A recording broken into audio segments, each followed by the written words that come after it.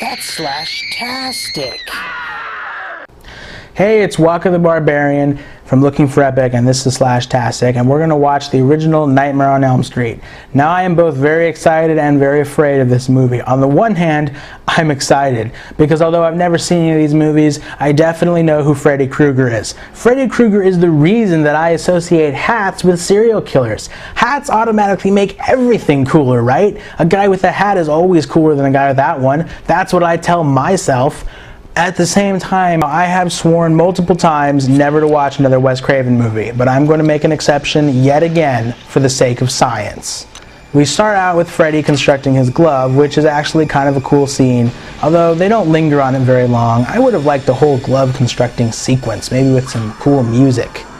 But instead, we cut to a girl in a hall being chased by a sheep? Well, okay, whatever floats your boat. Personally, I don't find sheeps that terrifying, but I guess I'll roll with it for now. Sheeps! Oh no, oh wait, they don't scare anyone. I mean, not even Clarice Starling was afraid of sheeps. That was lambs. Come on, movie, you gotta try harder than a sheep if you want to scare people. So it was all a dream. That makes sense. I often have dreams that take place in abandoned industrial factories where I'm being pursued by a fucking sheep. Then we have the most creepy and probably the most interesting thing in the film, which is this nursery rhyme. I gotta admit, it's the best creepy nursery rhyme I've ever heard. A hell of a lot better than the one in Dead Silence. 1, 2, friends coming for you. 3, 4, better lock your door. Next, we have a very sad scene where we watch a sort of ridiculously young Johnny Depp trying to act opposite a telephone and a boombox. Don't worry, Johnny. You'll be in Fear and Loathing in Las Vegas one day, and that'll make up for all of this. That's amazing you saying that. That made me remember the dream I had last night. Oh my God, you all had the same dream. We know. Just do something. They hear a scary sound outside, and they go to investigate. Quick question, has anyone ever gone outside to investigate a scary sound? I know when I hear a sound outside, especially if I think it might be Freddy Krueger, I stay in the fucking house. This blonde girl seems to either be trying to express that she's in love or that she's about to be raped. But the movie gets too distracted rushing into scenes of teenagers having sex to finish that train of thought. It then reveals that the greasy-haired guy from Twin Peaks is also having nightmares. I hate to seem like a movie pooper, but doesn't everybody have nightmares every night? I mean, I thought that was just a basic condition of being alive. Meanwhile, Freddy, do-gooder that he is inside the walls fixing the plumbing, which freaks out this girl so much that she picks up a crucifix and gives pewter Jesus a bad touch. Fantastic! Again, if you think someone is out there, stay in the fucking house. This scene starts out looking like it's going to be a Mexican standoff. But then this happens. And then this happens. What the hell? I mean, how am I supposed to take this movie seriously? Freddy Krueger comes off as a circus clown, and not the terrifying Tim Curry variety, just the regular annoying ones in the tiny car. I feel sort of bad for this guy. I mean, who hasn't been in this situation? That's why we were there, Mom. She just didn't want to sleep alone. Well, she didn't.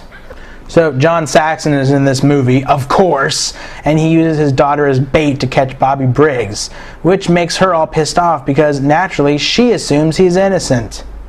I know whenever someone I hold in contempt very obviously murders my best friend, I always believe they're innocent, based on some dream I had one time, even going so far as to jump in front of a gun to protect them. Fucking teenagers. So what does this movie do to try and bore us to death? Halloween had girls talk on the phone about the boys they were going to the dance with. Friday the 13th showed people playing Monopoly. This movie makes us listen to passages from Hamlet. I'd say they all rate about the same. Tina?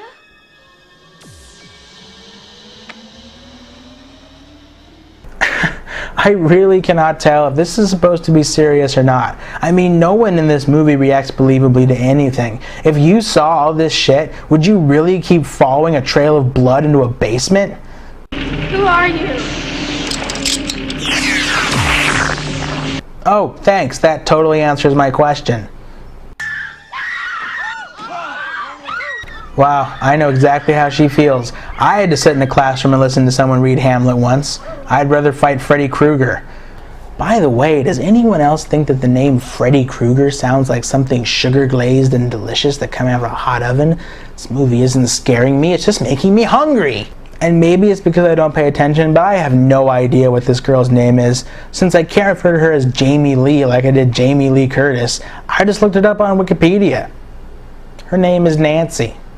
Freddy continues to stalk Nancy, including hiding in her bathtub. If this was a Joel Schumacher film, this scene would tie in with a special edition Freddy Krueger bath toy. Get molested by Freddy in the tub. The hand really surfaces, and then does all sorts of things that will make you need to call an adult.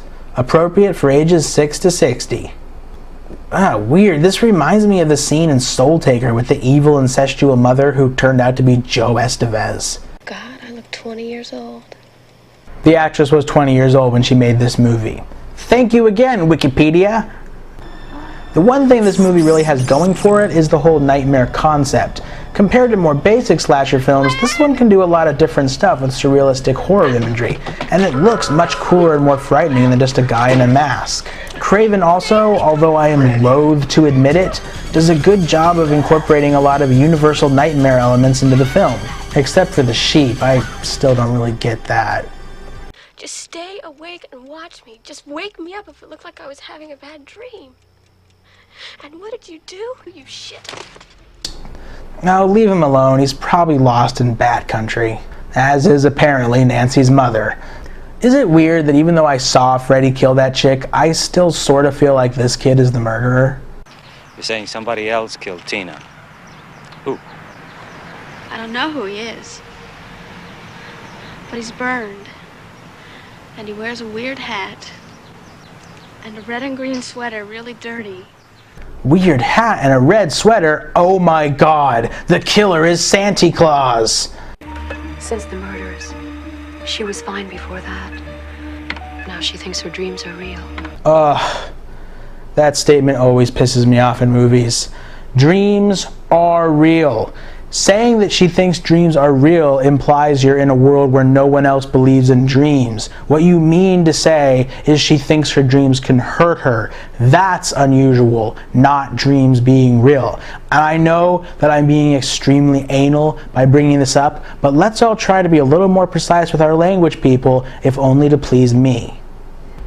Now, you see, I was just starting to like this girl, but then she went and stole Freddy's hat. Look, lady, I don't care what the guy has done to you. You don't steal a man's hat. Nancy's mom then dramatically reveals that she knows who Freddy Krueger is, which upsets Nancy so much that she decides to imitate Michael Landon from I Was a Teenage Werewolf and throw some milk on the floor. So it turns out Freddy Krueger was a child murderer, which I guess is a censored version of a child molester, because it's better to just murder children as opposed to molesting them.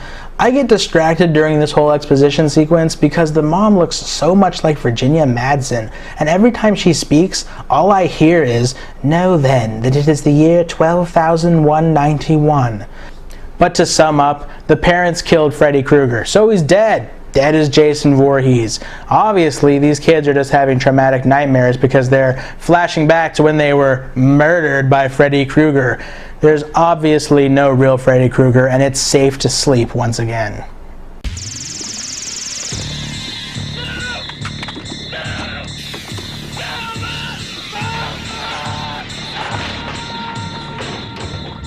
I feel partially responsible for that.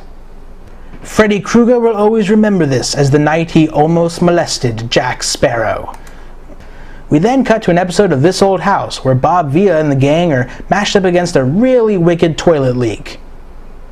The whole plot of this movie is really just parents trying to force their children to go to sleep when they don't want to, which sort of makes sense, I guess, since that's most of what parents do anyway. Nancy sets up a bunch of death traps, so that if her father were to come over to save her like he promised, he'd be killed by a fucking sledgehammer. Countdown mode. 10 minutes and counting. I like the fact that the watch timer has a voice, because it is very, very 80s, but I sort of feel like it was added in post because of the test screening. A lot of the teenagers who watched this film couldn't tell time. Yeah, you're brave now, but wait till you run into that sheep. So Nancy then wanders around and demands that Freddy Krueger come out and face her. Then every time he does, she runs away screaming. Then she wakes up having accomplished nothing. The movie turns into a Home Alone film, only a bit darker than the original, and with special effects by Disney's Haunted Mansion. So how will they defeat this serial killer? Will they shoot him a bunch of times and knock him out a window? Or will they cut off his head? No, of course not. They just hurt his feelings. You're nothing. You're shit.